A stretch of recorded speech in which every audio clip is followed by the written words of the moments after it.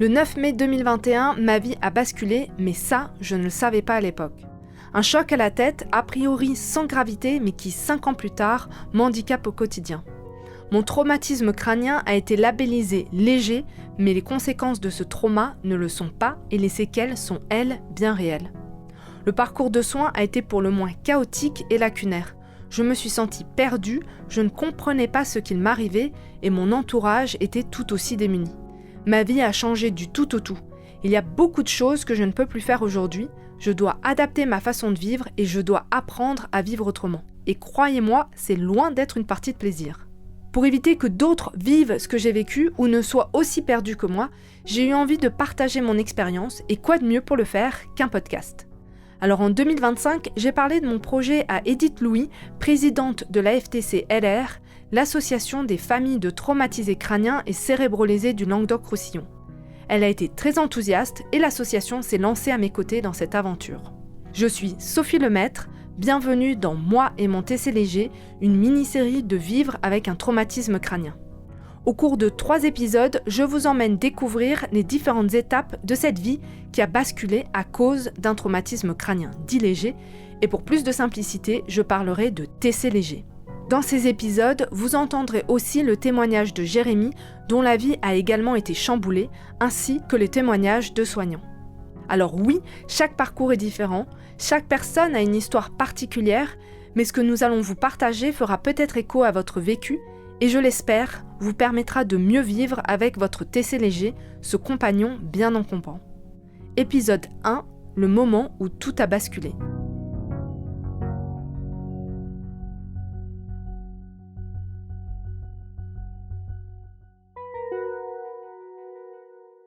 Vous avez peut-être déjà entendu parler de commotion cérébrale ou de traumatisme crânien léger, mais savez-vous ce que c'est ? Voici ce qu'en dit la docteure Claire Jourdan, médecin au CHU de Montpellier. Alors je précise que traumatisme crânien léger et commotion cérébrale sont plus ou moins équivalentes. On utilise plus souvent dans le sport le terme commotion cérébrale et moins souvent commotion cérébrale pour le trauma crânien du tout venant, mais finalement on pourrait utiliser les deux. Et le traumatisme crânien léger a longtemps été défini par opposition aux autres catégories de sévérité du traumatisme, c'est-à-dire les modérés et les sévères, sachant que les modérés et les sévères vont avoir une durée de perte de connaissance plus longue, plus de 30 minutes. À partir de 30 minutes de durée de perte de connaissance, on est modéré. Et une durée de confusion, justement, cette fameuse phase de confusion après l'impact, qui dure plus de 24 heures. Là, on passe en trauma crânien modéré. Et éventuellement, ça dépend des catégorisations, des lésions cérébrales, des lésions à l'imagerie, qui, dans certaines catégorisations, font passer le trauma crânien léger en trauma crânien modéré ou sévère. Maintenant, on a une définition plus large dans les nouvelles recommandations sur les traumatismes crâniens légers, c'est-à-dire que c'est pas uniquement le fait d'avoir une définition par défaut, c'est-à-dire d'avoir un trauma mais non modéré, non sévère. Il y a, comme je le disais tout à l'heure, un certain nombre de critères sur les symptômes immédiats neurologiques qui surviennent dans les 72 premières heures, avec un mécanisme adéquat, en l'absence d'une autre cause de symptômes neurologiques, la consommation d'alcool par exemple. Ça nous fait un traumatisme crânien léger. Donc si je résume, un traumatisme crânien est dit léger s'il n'y a pas eu de perte de connaissance ou alors de moins de 30 minutes. Il n'y a pas non plus nécessairement de lésion visible à l'imagerie. Et c'est là où le bas blesse, car ça donne l'impression que ce n'est pas grave et ça peut induire en erreur sur la gravité des conséquences liées au traumatisme crânien. Ce terme de TC léger ne permet pas de rendre compte des difficultés que l'on peut rencontrer. Alors un TC léger peut se produire à tous les moments de la vie. Le sport, bien sûr, et puis pour en savoir plus sur le TC dans le sport, écoutez l'épisode 2 d'échange avec des spécialistes avec la docteure Hélène Cassou-Dessal. Mais le TC léger, ce n'est pas que dans le sport. Un TC léger peut être lié à un accident de la voie publique, par exemple un accident de voiture, de vélo, de trottinette. Et puis il y a aussi tous les accidents de la vie quotidienne, comme le mien. En ce dimanche 9 mai 2021, j'allais acheter des croissants, je marchais et je me suis fait une entorse de la cheville. La douleur était telle que je me suis assise sur le trottoir parce que j'avais l'impression que j'allais faire un malaise. Comme ça ne passait pas, j'ai voulu m'allonger et je suis partie en arrière. J'ai perdu connaissance avant que ma tête ne frappe le sol. Pour Jérémy, c'était pendant un séminaire d'équipe. C'était en avril 2022. J'étais en fait à un séminaire pour le travail et du coup, lors de ce séminaire, on avait été conviés par le MHB, club de hand de Montpellier, pour participer à un entraînement avec tout le staff et le club. Du coup, pendant l'échauffement, on s'est retrouvé à faire un petit peu de rotation au niveau du poste de gardien de but. Et quand ça a été mon tour, en fait, je me suis présenté face à un joueur et en fait, j'ai pris le ballon à bout portant en pleine tête. Ça m'a un petit peu sonné sur l'instant, mais que vraiment quelques secondes. J'ai pas eu de perte de connaissance ou quoi que ce soit. Puis je suis reparti avec mon ballon et c'était à moi de réenchaîner des tirs. On a fait des matchs, voilà. Enfin, la journée s'est passée normalement par la suite. Comme Jérémy, je ne me suis pas tout de suite rendu compte que je m'étais frappé la tête contre le sol. J'avais tellement mal à la cheville que j'étais concentrée sur cette douleur. Je suis rentrée chez moi, je me suis allongée et en fait ça n'allait toujours pas mieux et c'est là que j'ai réalisé que je saignais au niveau de la tête. Alors là, branle-bas de combat, direction la maison médicale d'urgence et les urgences. J'avais des vertiges, j'étais blanche comme un linge, j'avais l'impression que mon bras se paralysait. J'étais totalement sonnée. Alors on m'examine et puis on me dit « Vous avez une commotion cérébrale, rien de grave. On vous garde quelques heures et on vous laisse rentrer chez vous. » Jérémy, lui, n'a pas tout de suite fait le lien entre le ballon qu'il s'est pris dans la tête et les symptômes qu'il avait. Et les médecins non plus. Alors le soir même, je me rappelle, on va au restaurant du coup pour passer un moment tous ensemble et je me sens fatigué. Donc je rentre assez tôt. Le lendemain matin, donc je me réveille, je me rappelle demander un Doliprane à la personne à côté de moi parce que j'ai mal à la tête, mais bon, un mal de tête matinal comme on peut avoir. On enchaîne toute la journée avec une séance de crossfit, etc. Tout se passe bien. Et les 2 jours qui suivent, je reprends le travail devant un ordinateur et je pars à 15-16 heures les 2 jours qui suivent parce que mal à la tête, fatigué. Mais je fais toujours pas le lien avec ce qui se passe. Les 2 jours suivants, là j'ai commencé à avoir de très gros symptômes. Le premier jour, des vertiges, je tenais presque pas debout. Je jonglais entre les murs, j'avais des vertiges incroyables. Mal un petit peu partout au niveau de la tête, je savais même pas quoi dire à mon médecin, j'ai mal partout, je savais pas comment expliquer en fait les douleurs que j'avais. Mais le problème c'est que toujours pareil, je n'explique pas que j'ai pris un ballon, que le médecin ne comprend pas spécialement. Et le second jour, là je commence à avoir des points noirs en fait au niveau de la vision et de l'œil pendant 2 heures. Je vois plus très bien de l'œil droit, et donc là, je commence à m'inquiéter, je discute avec mon papa qui est là en lui disant « je comprends pas, ces temps-ci, il m'arrive des trucs de fou », et c'est lui qui me dit « mais il s'est pas passé quelque chose, t'as pas eu un accident ?» Et c'est là que je lui dis « ah oui, effectivement, j'ai pris un ballon dans la tête ». Donc de là, en voyant que il se passait quand même des choses un peu bizarres, on va aux urgences. Aux urgences, Jérémy fait un scanner. On lui dit qu'il n'y a rien de grave et qu'il peut continuer sa vie, et c'est ce qu'il fait. Du coup, je continue ma vie, c'est-à-dire que je continue à travailler, je continue à faire du sport. Je suis même allé voir un concert, et après le concert, par exemple, là j'ai eu d'énormes difficultés, d'énormes symptômes, c'était une chose que je n'aurais pas spécialement dû faire aussi. Mais après le concert, ça a été quelque chose de très très fort. Au milieu du concert, je tenais plus debout, j'ai dû m'asseoir, mais toujours pas de lien avec la commotion. C'est-à-dire que vu qu'on m'a pas dit que c'était grave ou quoi que ce soit, je comprends toujours pas trop pourquoi je suis fatigué. Et le lendemain, le concert était à Marseille, on était parti se balader avec ma compagne, et le lendemain, je pouvais plus marcher. C'est-à-dire que mon cerveau ne guidait plus mes jambes, j'avais plus de force, j'étais vidé. Donc là, on décide de rentrer en urgence, aux urgences à Montpellier, en expliquant que je peux plus spécialement marcher, je n'arrive pas. Mais le problème, c'est que je fais toujours pas le lien avec ce qui s'est passé avant. C'est-à-dire que du coup, l'urgentiste, ce que je lui dis, il ne le comprend pas parce qu'il n'a pas le bon antécédent. Derrière ça, par chance, du coup, j'avais posé 15 jours de vacances, qui m'avaient permis de pouvoir aller au concert, etc. Donc je me repose. À la fin de mes vacances, ça va un petit peu mieux, mais je me sens toujours très fatigué. Donc je demande à mon patron de prendre une semaine de plus pour me reposer. Donc il me l'accorde sans souci. Et à la fin de cette 3e semaine, ça va un peu mieux. Du coup, je reprends. Toujours pareil, j'ai pas la bonne information. Peut-être qu'il fallait attendre d'avoir plus aucun symptôme, etc. J'en avais toujours. Mais je reprends et je fais un métier où je suis 10 heures par jour devant des ordis. Et là, je tiens 1 semaine. Et au bout d'1 semaine, après, j'arrête et je reprends plus jamais finalement. Jérémy s'arrête parce que son employeur de l'époque, qui connaissait les TC dans le sport, lui a fait prendre conscience de la gravité de la situation. La prise en charge a été assez lacunaire. D'ailleurs, le TC léger, c'est le parent pauvre des TC. Aux urgences, les consignes sur ce qu'on peut ou ne pas faire sont rares. Les médecins traitants ne sont pas non plus bien formés à la prise en charge d'un TC léger. Alors les choses sont en train de changer, mais à l'époque, quand le trauma nous est arrivé, nous n'avons reçu quasi aucune information. Alors les 3-4 mois qui ont suivi, elle n'a pas été meilleure, parce que du coup, personne finalement était trop calé sur le sujet. Et j'étais beaucoup chez mon médecin traitant, parce que psychologiquement, j'avais beaucoup de douleurs dans la tête. Enfin, c'était assez fou en fait ce qui m'arrivait, et j'arrivais pas à gérer ces douleurs-là. Ça me remontait énormément de stress, énormément de choses. Mais donc un médecin traitant reste un médecin traitant, pas non plus spécialisé dans de la commotion. Et donc j'essaye de guérir un petit peu par moi-même, c'est-à-dire je fais un peu d'ostéo, je fais des choses par-ci, par-là, de l'acupuncture, etc. pour essayer de récupérer.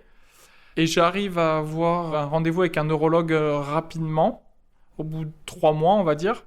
Et sauf que en fait le neurologue me dit, en gros lui il est pas trop calé sur ça, il a pas trop de traitement. Et je tombe un peu dénu du coup, parce que j'en attendais beaucoup au niveau de la médecine, d'avoir des spécialistes, etc. Et je retombe un petit peu en me disant « Ok, il n'y a rien à faire. » En fait, on me dit qu'il n'y a rien à faire à part attendre. Et moi, je vois les semaines passer et il ne se passe rien. Ensuite, la prise en charge plus importante a été faite grâce à la FTC au bout de 6 mois, grosso modo, où j'ai pu avoir le numéro du docteur Jourdan, qui m'avait donné un rendez-vous 3 mois après pour faire un premier bilan et une première explication claire de où j'en étais. De mon côté, on m'a dit « Repos pendant 24 heures, pas d'écran, ensuite vous pouvez reprendre le travail », ce que j'ai fait. Erreur monumentale. Migraine, pleurs d'épuisement, difficulté à me concentrer et à parler. Mon chef de l'époque m'a dit « Sophie, il faut absolument que tu vois le médecin traitant », qui d'ailleurs m'a arrêté 10 jours avec la consigne de me reposer, mais toujours sans m'expliquer ce qu'était un TC léger, les symptômes qui pouvaient survenir, etc. J'étais désorientée, je ne comprenais pas ce qu'il se passait. En fait, tous ces symptômes, même s'ils pouvaient être impressionnants, n'avaient rien d'inquiétant. Ils font partie des symptômes que l'on peut ressentir après l'accident, mais ça, il faut le savoir.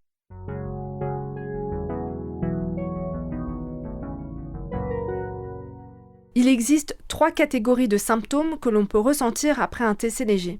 On retrouve des symptômes cognitifs, des symptômes physiques, ainsi que des symptômes émotionnels et comportementaux. On va avoir des symptômes cognitifs qui sont très fréquents, de type troubles d'attention, de concentration, de mémoire, une espèce de brouillard cognitif, de flou, on a l'impression de fonctionner au ralenti finalement, effectivement un ralentissement. On va aussi avoir la deuxième gamme de symptômes qui sont des symptômes physiques. C'est les maux de tête au premier plan, ça c'est quand même très très fréquent. Et ensuite, on peut avoir des vertiges, des acouphènes qui sont des bruits anormaux qu'on entend dans les oreilles, des troubles auditifs variés, des troubles visuels aussi, des flous visuels, des gênes visuels. On peut avoir des symptômes digestifs aussi dans les symptômes physiques, ça c'est la deuxième dimension des symptômes. Des nausées, des vomissements, des douleurs abdominales, plus rares les douleurs abdominales quand même. Mais vous voyez, je vous en ai cité quelques-uns, mais il peut y en avoir plein des symptômes physiques. Ils sont extrêmement variés et dépendants d'une personne à une autre. Et ensuite, la troisième gamme de symptômes sont des symptômes émotionnels et comportementaux avec une plus grande irritabilité, impatience, une plus grande anxiété aussi, ça dépend des gens, un sentiment de déprime qui peut aussi être lié aux symptômes eux-mêmes finalement. Et donc tout ça, ça fait l'ensemble des symptômes post-commotionnels. J'ajoute aussi qu'il va dans toutes les dimensions, la fatigue qui est quand même très importante, qui est cognitive, physique et émotionnelle, et les troubles du sommeil qui sont aussi extrêmement fréquents et qui peuvent être liés aux autres symptômes bien sûr. Les premiers mois, je vivais dans un brouillard, je n'avais plus aucune pensée, c'était le vide sidéral et c'était effrayant. On n'arrive pas à s'imaginer une vie sans aucune pensée. J'avais des maux de tête très intenses du réveil au coucher. Je devais prendre des anti-inflammatoires quasiment tous les jours.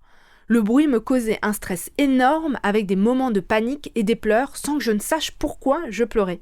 Je faisais aussi des sortes de black-out, c'est-à-dire que j'étais en pleine conversation avec des gens et tout d'un coup, c'était comme si la lumière s'était éteinte et qu'il n'y avait plus personne et pouf, je revenais dans la conversation et il s'était passé quelques secondes. Les gens ne le remarquaient pas, sauf que je voyais bien que j'avais perdu le fil. C'était comme si mon cerveau se mettait sur pause quand il était en surchauffe. Et ça aussi, c'est effrayant. Je ne pouvais plus lire, même un roman. Impossible de me souvenir ce que je lisais. Au début, je ne pouvais plus conduire et je ressentais aussi une fatigue intense.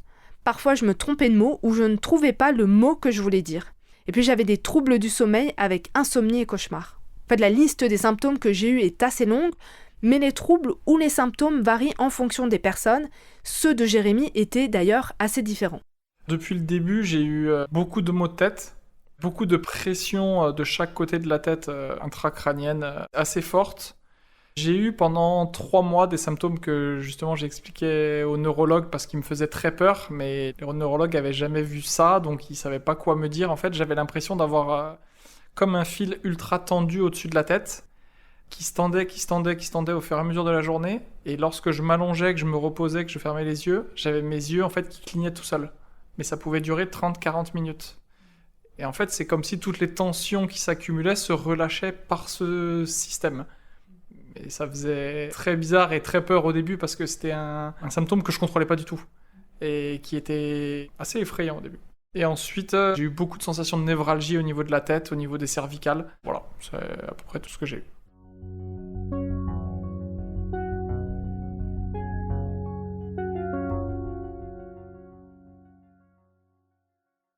Au fil des semaines, les symptômes disparaissent ou s'estompent. Cela peut prendre plusieurs mois avant qu'on ne ressente plus de gêne. Mais pour une minorité de personnes, dont Jérémy et moi font partie, les symptômes persistent, s'installent et deviennent chroniques. Cela représente 15 à 20% des personnes qui ont eu un TC léger. Comme le raconte la docteure Claire Jourdan, nous sommes la misérable minorité, pas de chance. On parle au bout de 3 mois de symptômes post-commotionnels persistants.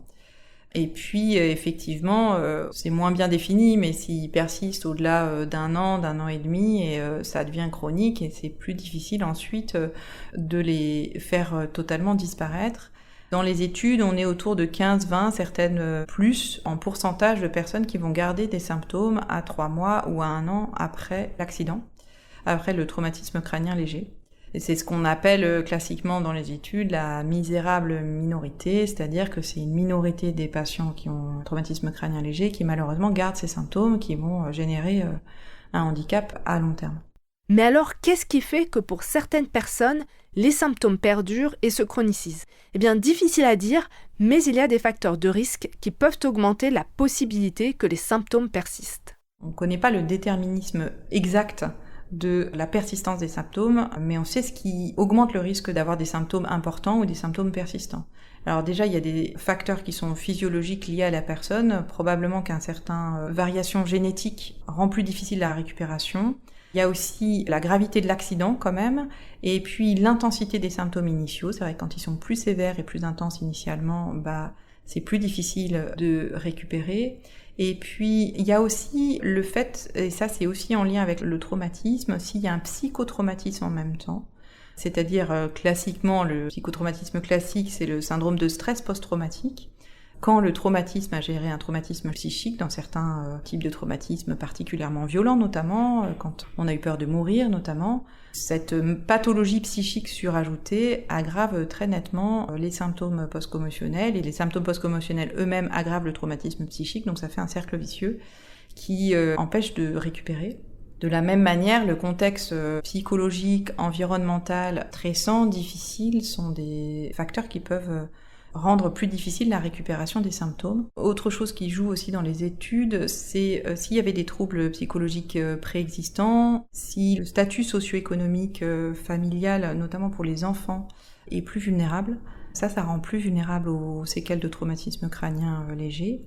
Et puis après, encore dans la gamme psychologique, il y a aussi le style de coping. Alors le coping, c'est la façon de faire face à des problématiques de santé. On la retrouve dans différentes maladies et dans différents problèmes qui se chronicisent, notamment dans la chronicisation d'un certain nombre de douleurs.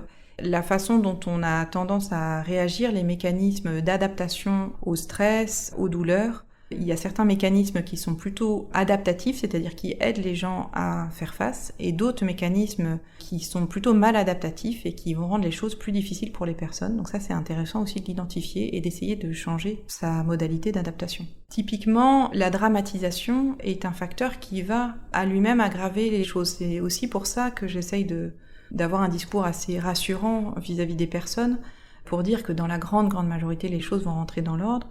Parce que si on panique en disant c'est absolument terrible, etc., et si on a cette tendance à dramatiser, ça peut effectivement rendent les choses plus compliquées. Alors que des personnes qui peuvent plus facilement se distraire, se changer les idées, se dire finalement c'est pas si pire, c'est-à-dire relativiser, ou qui peuvent se dire finalement j'ai un peu gagné dans l'histoire parce que ça m'a permis de faire une pause pendant quelques semaines sur toutes mes activités parce que ça m'a forcé à reprendre plus progressivement et de me rendre compte que j'avais un rythme de vie qui n'était pas du tout adapté pour ma santé au préalable.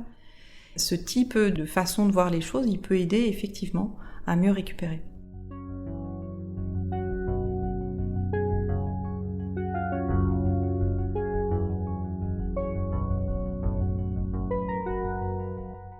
En gros, on m'a expliqué qu'au-delà de 3 ans, il y avait peu de chances de récupérer totalement comme avant. Donc dès le début, j'ai eu un petit peu cette ligne des 3 ans au fond de ma tête.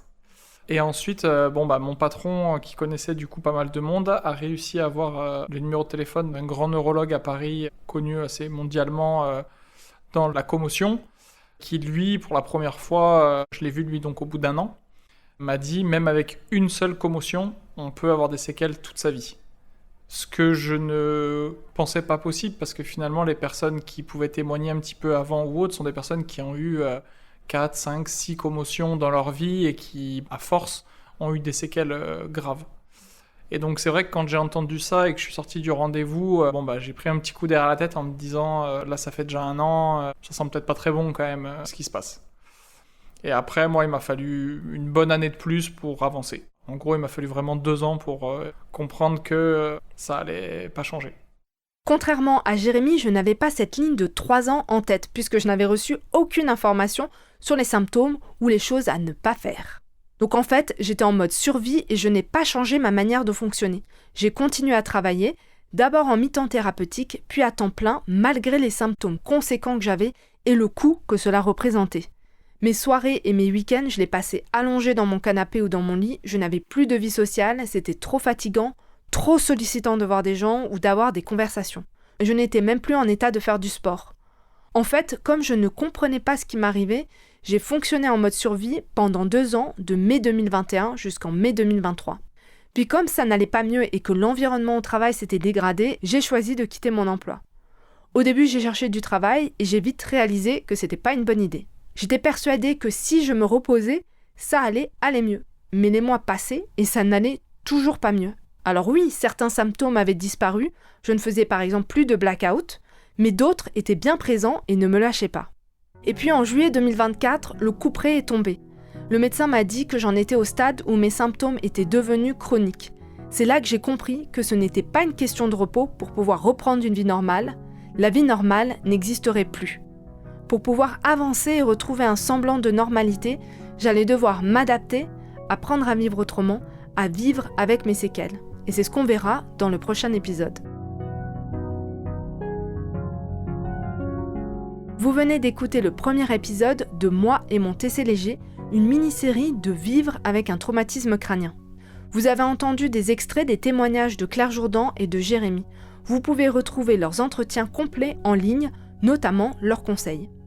Sophie Lemaître a écrit et enregistré les épisodes de Moi et mon TC léger. Manuel Perreux a réalisé le montage et la musique. Ce podcast est réalisé en partenariat avec l'AFTC-LR, l'association des familles de traumatisés crâniens et cérébrolésés du Languedoc-Roussillon, avec le soutien financier de l'Agence régionale de santé de l'Occitanie.